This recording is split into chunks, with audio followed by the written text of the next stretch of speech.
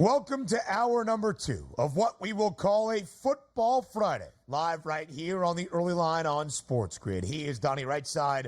I am Ben Stevens. A triple header of NFL Week 1 preseason action on this Friday evening. A triple header that is 3 games following a doubleheader of preseason action to kick off Week number 1 in full around the National Football League last night on a Thursday. Are you ready for some football?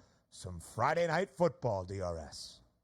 Absolutely. Who doesn't love football? I love it for 1 minute. I watch the kickoff. I see the first handoff, figure out how boring it is, and then I go about my evening at this point and maybe take some notes. Week number 2 is the week for the NFL that we want to watch. Yeah. If you want to get any starters technically into the equation and watch them play for at least a couple series at this point, it's just nice, though, to have football back on the TV. Like my daughter came in, it was like, the preseason game was on. Football's on already. Yeah. I'm like, absolutely, get ready for it. Long haul starts right now. We got to make sure we're crossing our, T's and dotting our I's at this point, but I do like it back on. How excited I am for the, oh my goodness, handoffs throughout the second, third, and fourth quarters. It's a little tempered. But, Donnie, we need some scoring, speaking of kickoffs, because if we don't have a ton of scoring, we won't get to see the NFL kickoff rules and the changes that have been made entering 2024. And these clubs around the league will not get the necessary practice, in-game reps that they need for a new season. Last night, 17-3, the victory for the Patriots over the Panthers in Foxborough. Total of 35.5 stayed well under. The Giants and the Lions did not score a single point in the second half. New York victorious, though, 14-3 over Detroit. A total of 35.5 stays well under. Might we see some more scoring? Friday night lights. We start in a battle of the birds. It's the Ravens and the Eagles in the Charm City in Baltimore, where Philadelphia is a 1.5-point favorite. Total at 34 and DRS earlier in the week. When these preseason lines became available for week number 1, the Ravens were the favored side, correctly so. Baltimore has been a dynasty in preseason football in the last decade or so. A 24-game preseason win streak came to a close last year that dated back to 2016 under John Harbaugh, who takes these preseason contests very seriously. So why are the other birds, that being the Eagles, favored tonight on the road? It used to be in the past couple of years, like, how are you rating it? Sure, if you are a franchise, when the scoreboard is on, the clocks are like running, you really care about the final score. And apparently that's the case with the Baltimore Ravens, because it's usually just supposed to be a coin flip in the preseason. You don't really care about the game. Let's get some guys some burn, put them on tape. Let's just see how they do. And hopefully nobody gets injured. But it's apparent that you don't win 20-plus preseason games in a row, let alone like 3 games in a row, without actually caring what that final score is. Are we saying that the Baltimore Ravens are scripting plays to make sure that puts them in the best possible position? No. But sometimes it just goes as far to say is, who are your quarterbacks here? Like, if you have athletic guys that have played in the NFL before, when the play breaks down, they're going to be able to get first downs. But now as you take a look, obviously Lamar Jackson, we're not going to see him tonight. Josh Johnson, aging veteran quarterback. Devin Leary, rookie. Emory Jones, rookie. You no longer have that, like, hey, you know what? The 4 preseason quarterbacks we're going to play, they've all played in the NFL and have experience. And maybe that's the issue. And also, if you are just reading lines, if you read it yesterday, let's just say on the New England Patriots game, that's ridiculous. Close to a touchdown, just give me the points. You saw the way that ended up. There's a reason why these lines are moving, particularly even in the preseason, where maybe you're saying to yourself, a team that never loses all of a sudden is an underdog against an NFL team with the Eagles. They don't have a propensity to go out and dominate in the preseason, and now they're the favorites. That's a big swing here, and there is something to that. Snoop Huntley used to be the backup for Lamar Jackson, playing a similar style of quarterbacking, and that's why you could rely on Baltimore even without Lamar, who, of course, was drafted in 2018. But Snoop's now on another AFC North team, a part of the Cleveland Browns organization at this moment. So Josh Johnson is the guy, veteran experience. Lamar Jackson will not play tonight. How do the young rooks look in Todd Monken's offense? We might see some of the starting O-line for Baltimore in this game, but again, no Lamar Jackson to start off the preseason for Baltimore. On the other side, DRS, your guy, Nick Sirianni, has been pretty shady about what his plans are for Philadelphia. In the last two press conferences where Sirianni has been at the podium, he has been asked about Jalen Hurts. Will he play? Won't he play in the preseason opener against Baltimore? What about the rest of the starters on either side of the football?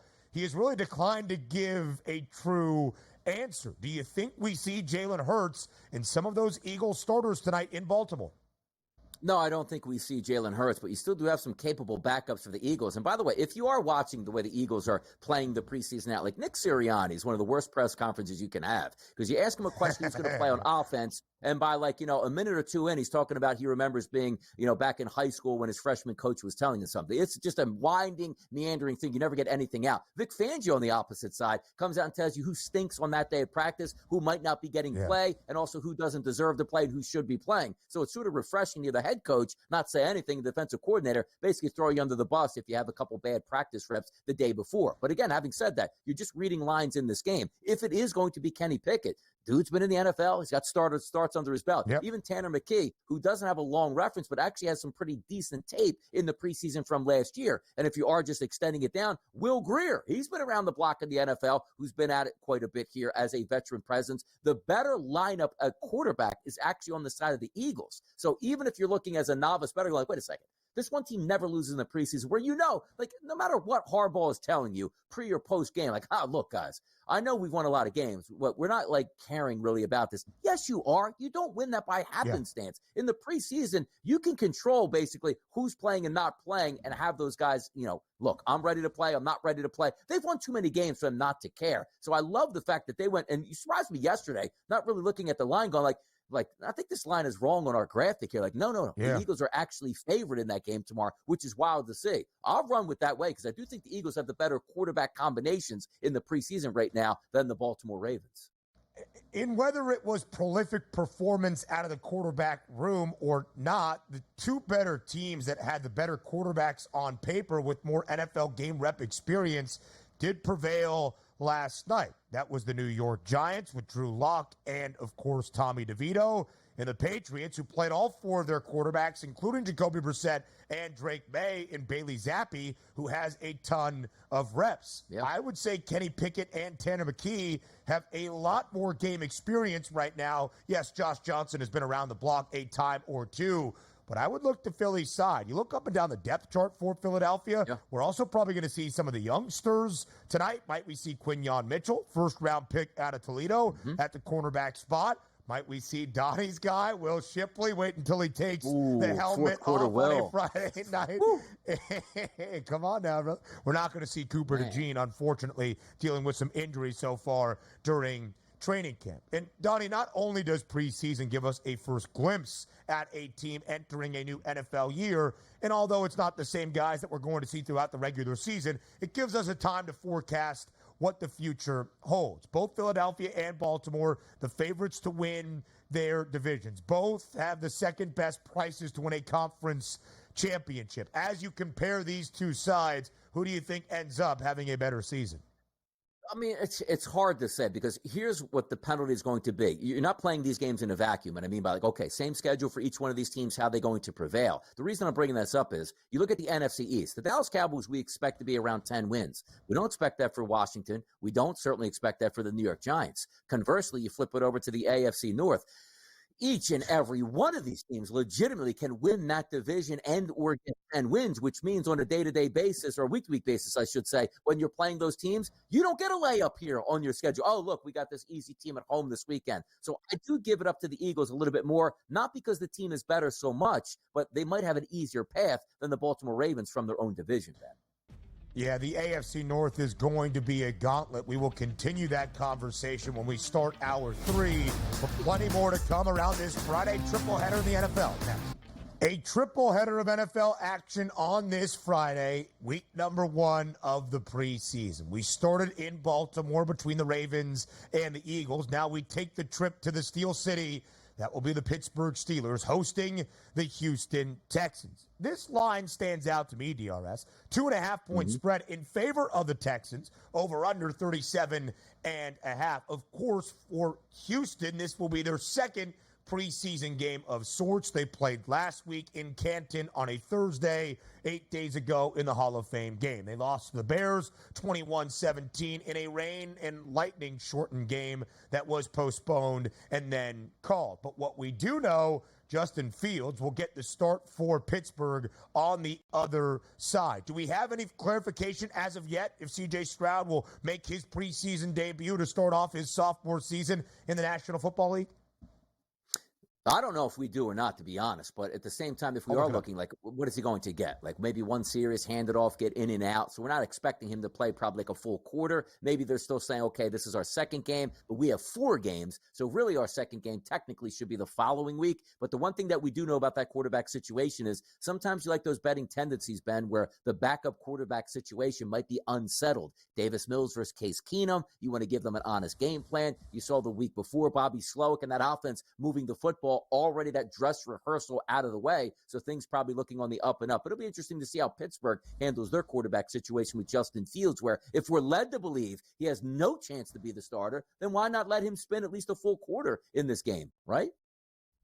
Yeah, I would agree with that. I think he's going to get a lot of the run for the Steelers in this game. D'Amico Ryan saying earlier this week he expects to see the starters play a little bit in this preseason game. The guys need to get reps. So that's why Houston is booked as the favorite of 2.5 points. So maybe you look at the Steelers later in the game, a second quarter number if it is available, or a second half number. Let's see if the FanDuel Sportsbook is posting those types of things right now. Just a first half number at this point, where that first half spread sees Houston as less of a favorite, only laying 1.5 points. That's a little bit interesting. I would expect to see Justin Fields out there in a large way. That's Russell Wilson, not going to play tonight for Pittsburgh, but Mike Tomlin telling everybody earlier this week that despite Fields being named the starter for preseason week number 1, Russell Wilson is still the starter for the true week number 1 of the regular season. So now we get our first true glimpse at C.J. Stroud in his second year in the NFL, the offensive rookie of the year after a sensational rookie campaign under a rookie head coach in D'Amico Ryans. But they came out of nowhere last year. We're gift-wrapped in a way, the AFC South, because of Jacksonville struggling down the stretch. And gift-wrap was probably not the right word, but Houston had to come and take it, and they did. But now they are the team that has to match the expectation. They are the team, DRS, booked as the short favorites to win the AFC South at plus 105. Where do you expect Houston to be by the end of 2024? I look for them, hopefully, to be a better team than they were last year, which would be pretty impressive because last year they did win their division and did win a playoff game with a rookie quarterback. So we're expecting the skies to be the limit. We're not expecting them a sophomore slump, which is unfair to say that for C.J. Stroud. And certainly, we've talked about this many times already. What is the outlook that you're supposed to have for the Texans? And if you are saying, well, yep, I think they take a step back, based on what at this point? As the quarterback's not going to be as good as last year.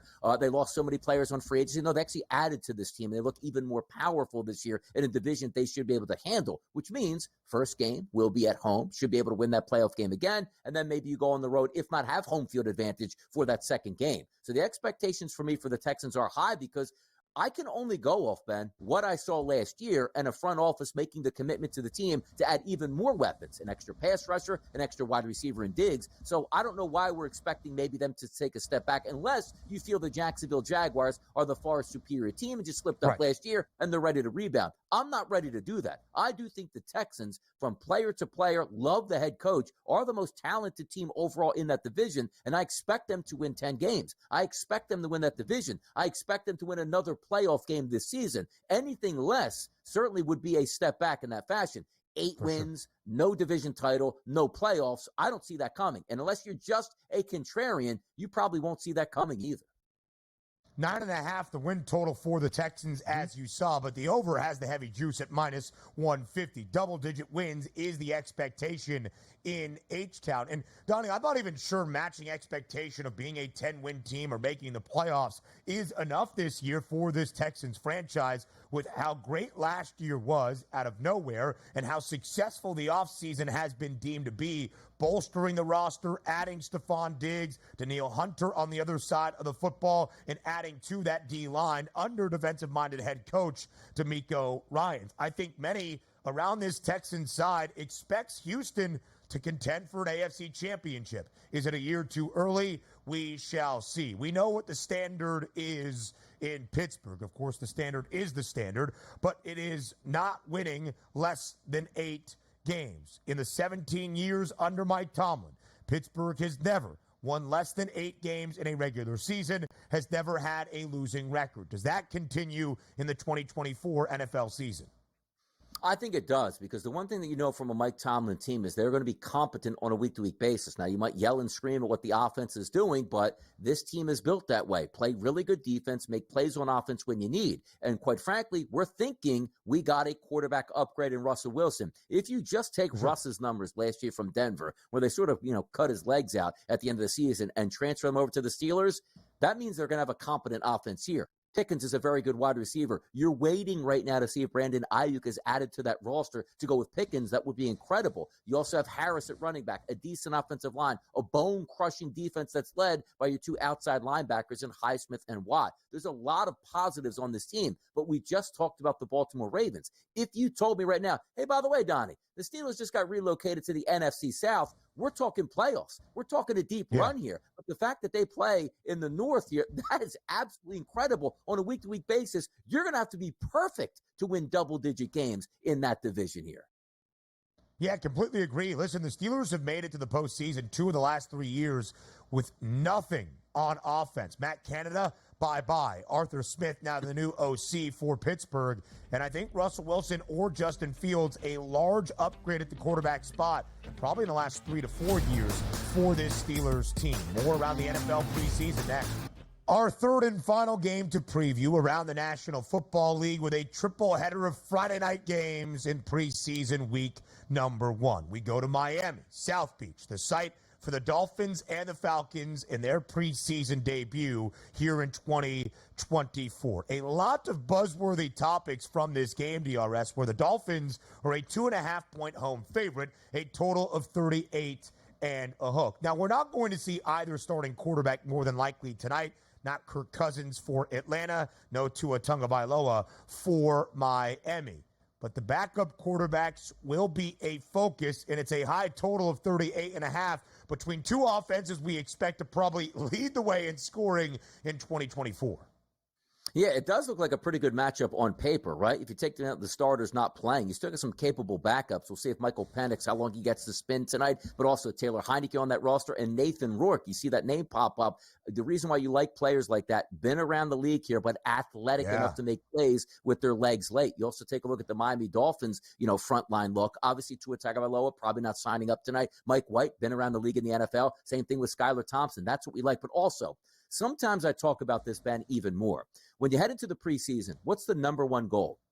Let's get some guys some film work. But the main goal is we don't want to get anybody to have any injuries here. The reason I bring this up, the Falcons lost Rondale Moore for the season already. One of those key contributors they expected to be one of those speedy weapons at wide receiver. When that happens, that sort of shakes up that coaching staff to say, okay, we can't afford to lose anybody else. Let's be extra careful. And maybe that plays into it. But still, you're going to have those quarterbacks out here. And I would say to myself, if I'm looking at a game that's supposed to go over the total, it's probably going to be this one. But really just with a little bit of a downgrade, because that injury to Rondale Moore, you can't just be running extra wide receivers out there getting looks, because this scares teams off. And it's the reason why we hate to see the preseason injuries, because it already is so tough to stay healthy during the regular season than to lose starters before you even get to the starting block.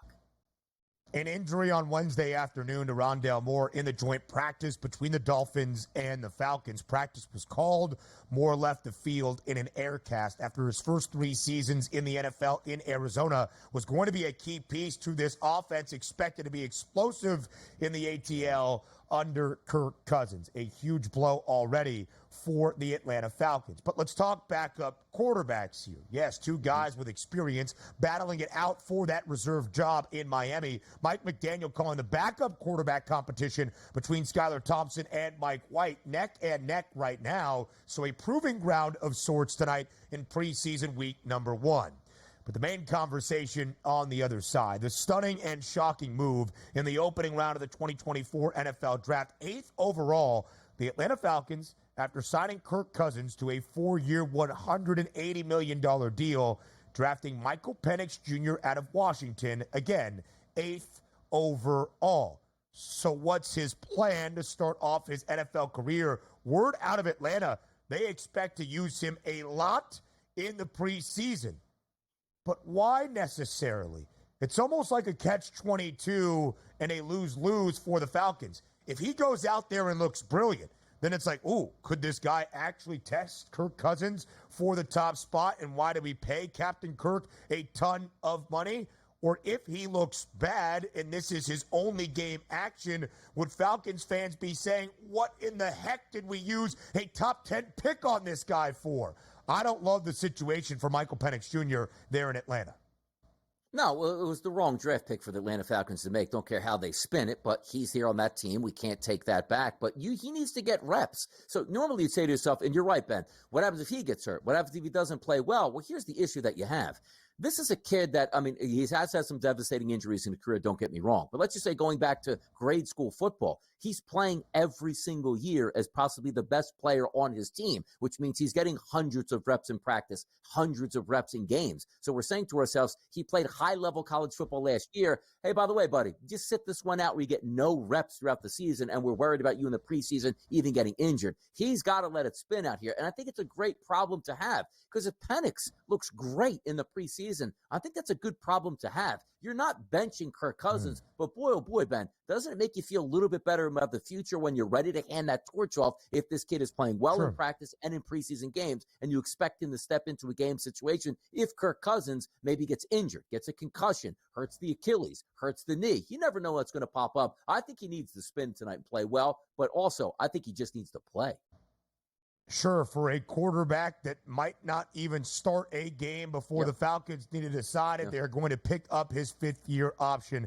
It's a terrible situation in the ATL, but both the Falcons and the Dolphins expected to be double-digit win and playoff teams in 2024.